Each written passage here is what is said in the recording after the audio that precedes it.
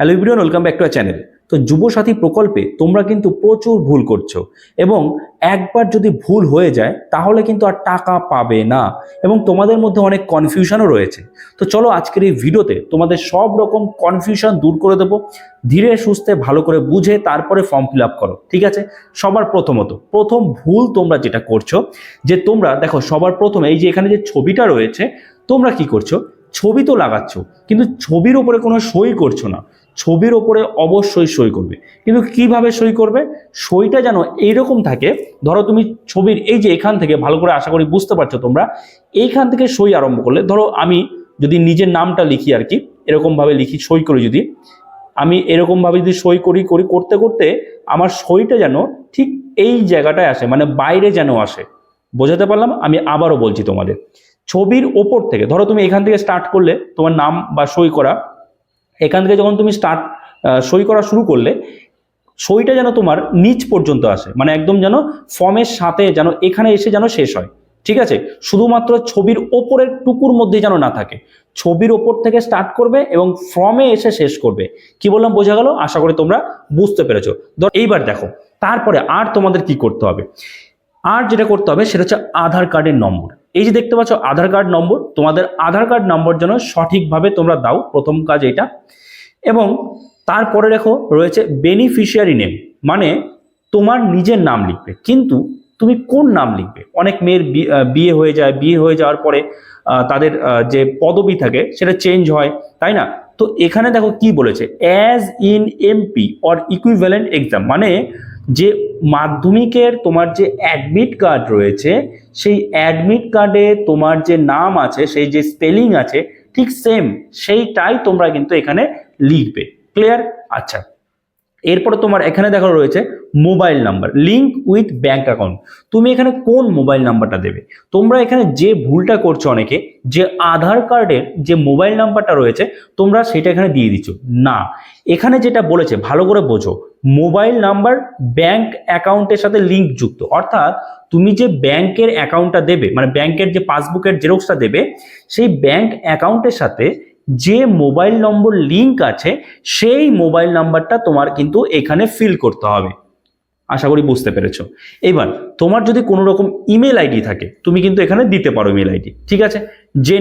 জেন্ডারটা select করে দেবে, male female বা আদার্স যেটা। তারপরে দেখো রয়েছে ডেট অফ বার্থ। এই যে ডেট অফ বার্থের এখানে এসেও কিন্তু তোমরা অনেকেই ভুল করছো।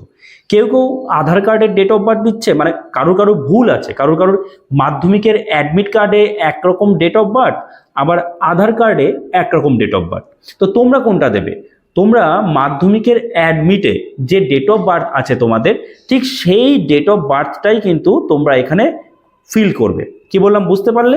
ঠিক এইখানে কিন্তু সেই ডেট অফ বার্থ। আর ডেট অফ বার্থের ক্ষেত্রে প্রথমে দিন দেবে। ধরো তোমার জন্ম হচ্ছে 12/8/2000 সালে, তাহলে তুমি প্রথমে 12 লিখবে, তারপরে 8 আগস্টের 12 তারিখে, তাহলে 12/8 প্রথমে দিন লিখবে, তারপরে মাস লিখবে এবং তারপরে লিখবে তোমার ইয়ার, ঠিক আছে? আচ্ছা, তারপরে দেখো তোমার রয়েছে ফাদার্স নেম, পিতার নাম। তো এখানে ফাদার্স নেম দিয়ে দেবে। এবং আরেকটা কথা বলে দিই, তোমরা কিন্তু শর্ট হ্যান্ডে লিখবে না, সব ক্যাপিটাল লেটার লিখবে। আর এই যে ফাদার্স নেম লিখলে, ধরো তোমার ফাদার্স নেম হচ্ছে সুমিত বসাক, সেক্ষেত্রে তুমি কি করবে, সুমিত লিখবে। লিখলে পরপর এক একটা যে ঘর রয়েছে প্রত্যেকটা ঘরে আলাদা আলাদা লেটার হবে। সুমিত লেখার পরে একটা ঘর ফাঁকা দিয়ে তারপরে লিখবে বসাক, ঠিক আছে?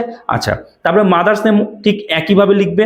স্পাউস নেম মানে কি, যাদের বিয়ে হয়ে গেছে, যে মেয়েদের, তাদের সেক্ষেত্রে এখানে স্বামীর নাম লিখতে হবে কিন্তু।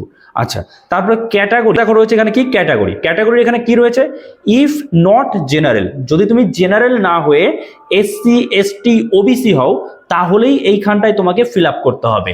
বাকি তুমি যদি জেনারেল ক্যাটাগরি হও তাহলে কিন্তু তোমার এখানে হাতই দিতে হবে না। তুমি যদি জেনারেল ক্যাটাগরি হও তাহলে এখানে হাত দেবে না। যদি তুমি জেনারেল ক্যাটাগরি না হও, এসসি এসটি ওবিসি হও, তাহলে তুমি যে ক্যাটাগরি সেটা এখানে রাইট দেবে, রাইট চিহ্ন দেবে এবং তারপরে সার্টিফিকেট নম্বর দেবে এখানে। সেই সার্টিফিকেট নাম্বারটা কিন্তু অবশ্যই দেবে। তোমার যদি সার্টিফিকেট না থাকে তাহলে কিন্তু হবে না, এখানে সার্টিফিকেট থাকলেই তুমি এখানে দিতে পারবে, তা নাহলে তোমাকে জেনারেল হিসাবে অ্যাপ্লাই করতে হবে। তারপরে দেখো রয়েছে ম্যারিটাল স্ট্যাটাস বা বৈবাহিক অবস্থা, তো যদি তুমি আনম্যারিড হও আনম্যারিড, বা উইডো বা ম্যারিড বা সেপারেটেড, যেটা তোমার সাথে যাচ্ছে সেটা তুমি দিতে পারো, ঠিক আছে। আচ্ছা, তারপরে দেখো রয়েছে হাউস নং। এই যে হাউস নং বা বাড়ির নম্বর বা প্রাঙ্গণ নম্বর, এই যে এই বিষয়টা না, যারা গ্রামে থাকো, বিশেষ করে যারা গ্রামে থাকো তাদের কিন্তু বাড়ির নম্বর বলে কিছু হয় না, তাদের দিতে হবে না, তাদের বাড়ির নম্বর বা হাউস নং দেওয়ার কোনো দরকারই নেই, ঠিক আছে। বাকি যা তোমাদের যে ভিলেজ, পোস্ট অফিস, তারপরে গ্রাম panchayat, block, police station, district, pincode এবং স্টেট, এগুলো কিন্তু সব তোমরা ফিল আপ করে ফেলবে। কিন্তু যারা গ্রামে থাকো তাদের কোনো চিন্তা নেই, তাদের হাউস নং দিতে হবে না। আচ্ছা, এরপর আমরা নেক্সট পেজে যাব। নেক্সট পেজে চলে এসেছি এবং নেক্সট পেজে তোমরা একটু ভালো করে বুঝবে, এখানে মাধ্যমিক বা সমতুল্য পরীক্ষার বিবরণ দিতে বলেছে। মাধ্যমিক পরীক্ষায় তোমার রোল নাম্বার কত ছিল, রোল আলাদা লিখতে হবে তোমাকে, নাম্বার আলাদা লিখতে হবে, এবং কোন বছর তুমি মাধ্যমিক দিয়েছো তোমার অ্যাডমিট কার্ডে লেখা আছে, সব ডিটেলস পেয়ে যাবে। তো এটা ঠিক মতো কিন্তু পূরণ করবে, ওকে। আচ্ছা, তারপরে বোর্ড, কোন বোর্ড থেকে তুমি মাধ্যমিক দিয়েছো, WBBSE, CBSE, ICSE বা WBBME বা অ্যান্ড আদার্স আছে, তুমি যেটা তোমার সাথে যাচ্ছে সেটা তুমি এখানে দেবে, ঠিক আছে।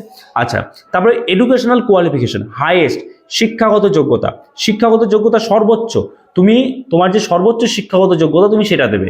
তুমি মাধ্যমিক তো দিলে এখানে, কিন্তু যোগ্যতা তোমার সর্বোচ্চ কত, তোমার যদি HS হয় বা তুমি গ্র্যাজুয়েট হও বা তুমি MA হও বা মাস্টার্স করে থাকো, তাহলে সেক্ষেত্রে তোমার কিন্তু এখানে শিক্ষাগত যোগ্যতা, সর্বোচ্চ শিক্ষাগত যোগ্যতা এখানে দিতে হবে। প্রেজেন্ট অকুপেশন, বর্তমান পেশা, দেখো বর্তমান পেশা এখানে অনেকে স্টুডেন্ট লিখেছে, স্টুডেন্টও লেখা যেতেই পারে, কিন্তু এখানে আনএমপ্লয়েড লিখলে সব থেকে ভালো হয়, ঠিক আছে। আনএমপ্লয়েড, ওকে, আনএমপ্লয়েড লিখবে, তোমরা স্ক্রিনে দেখতে পাচ্ছ, আমি যদিও ফর্মটা এখানে ফিল আপ করিনি, আনএমপ্লয়েড লিখবে, সব থেকে বেটার হবে। আচ্ছা, তারপরে দেখো এই জায়গাটা কিন্তু খুবই গুরুত্বপূর্ণ, ব্যাংক অ্যাকাউন্ট ডিটেলস, আধার লিঙ্ক ব্যাংক অ্যাকাউন্ট আধার কার্ডের সাথে যুক্ত, অর্থাৎ তোমার ব্যাংক অ্যাকাউন্টের সাথে যেন আধার কার্ড যুক্ত থাকে, অর্থাৎ KYC তোমার দেওয়া থাকে, ওকে। ব্যাংকের নাম, তোমার কি নামে অ্যাকাউন্ট আছে, ব্যাংকের ব্রাঞ্চ নেম ঠিক মতো দেবে, অ্যাকাউন্ট নাম্বারটা দেবে ঠিক মতো, এবং IFSC কোড, IFSC কোড কিন্তু তোমরা যে ব্যাংকের পাসবুক আছে সেই পাসবুকের ফ্রন্ট পেজে পেয়ে যাবে, ঠিক আছে। IFSC কোডটা ঠিক মতো দেবে। তারপরে দেখো এখানে কি বলেছে, যে অন্য কোনো সরকারি সাহায্য পান কিনা, রাজ্য সরকার প্রদত্ত শিক্ষাগত সুবিধা বা বৃত্তি ছাড়া, মানে এখানে বলছে যে অন্য কোনো সরকারি সাহায্য, যেমন অনেকে কৃষক ভাতা পায়, লক্ষ্মীর ভান্ডার পায়, তো যারা যারা এই ধরনের কিছু পায়, লক্ষ্মীর ভান্ডার, কৃষক ভাতা, তারা কিন্তু এই যে যুবসাথী প্রকল্প তার যে 1500 টাকা ভাতা সেটা কিন্তু পাবে না। এটা তুমি যদি ধরো স্বামী বিবেকানন্দ স্কলারশিপ পাও, সেক্ষেত্রে কিন্তু কোনো সমস্যা নেই, কিন্তু তোমরা এখানে নো করে দেবে যারা যারা পাও না, ওকে। আর তারপরে দেখো রয়েছে ইফ ইয়েস গিভ ডিটেলস, যদি তুমি পাও তাহলে ডিটেলস দিতে হবে, আর তুমি যদি পেয়েই থাকো তাহলে আর তুমি এই ফর্মটা ফিল আপ করবে কেন, তাই না? নিশ্চয়ই না। তো তুমি পাও না বলেই ফর্মটা ফিল আপ করছো, তাহলে এখানে নো হবে এবং এখানে কোনো রকম ডিটেলস তোমাদের দিতে হবে না, ওকে। রয়েছে কি সংযুক্ত নথিপত্রের তালিকা স্বপ্রত্যয়িত প্রতিলিপি, যেটা তোমরা ভুল করছো বারবার করে, যে তোমাদের স্বপ্রত্যয়িত অর্থাৎ সেলফ অ্যাটেস্টেড থাকতে হবে।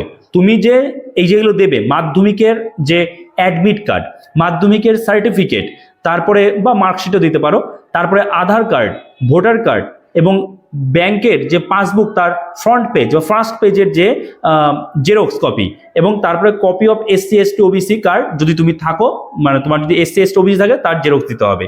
তো এই যে জেরক্সগুলো দেবে তার মধ্যে কিন্তু তুমি অবশ্যই সেলফ অ্যাটেস্টেড করে দেবে, মানে তোমার সই করবে এবং নিচে ডেট দিয়ে দেবে, ডেট দিয়ে আমাদের ফর্মের সাথে এই ডকুমেন্টসগুলো জমা করতে হবে। আর হ্যাঁ, তুমি কি দিচ্ছ, ধরো তুমি মাধ্যমিকের অ্যাডমিট দিলে, তাহলে তুমি এখানে এরকম রাইট দিয়ে দিবে। তারপরে তুমি দিয়ে দিলে মাধ্যমিকের সার্টিফিকেট বা মার্কশিট যাই হোক, তুমি রাইট দিয়ে দিলে। তারপরে তুমি দিয়ে দিলে কি আধার কার্ড, রাইট দিয়ে দিলে।